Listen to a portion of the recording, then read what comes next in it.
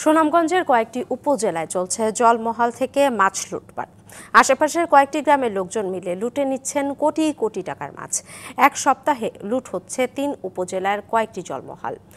সব পূর্ব ঘোষণা দিয়ে লুট চালালেও হাজার হাজার মানুষের সামনে অসহায় প্রশাসন। কোটি কোটি টাকার মাছ জলমহলের হারিয়ে মাথায় হাত ইজারাদারদের।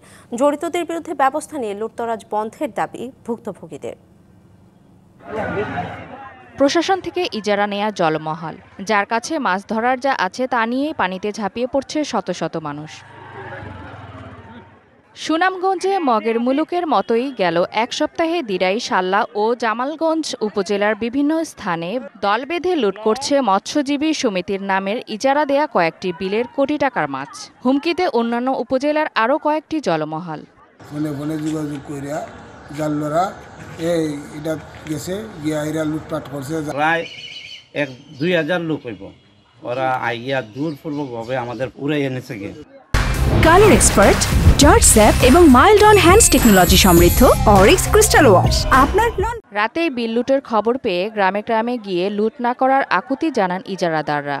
এতে মন গলেনি গ্রামবাসীর। শেষে পুলিশ নিয়ে ভোরে বিলে উপস্থিত হলেও শেষ রক্ষা মেলেনি কোটি টাকার মাছের।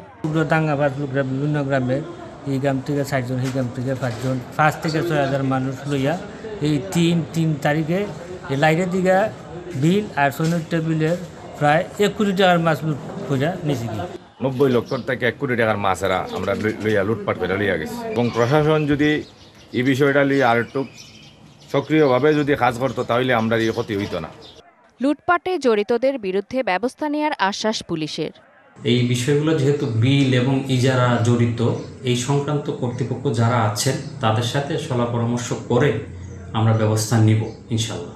বৈধভাবে ইজারা নিয়ে মাছ চাষের উপর কেন লুটপাট চলছে তা বুঝতে পারছেন না ভুক্তভোগীরা। ঘটনায় জড়িতদের ধরে আইনের আওতায় আনার দাবি জানান তারা। DBC news desk.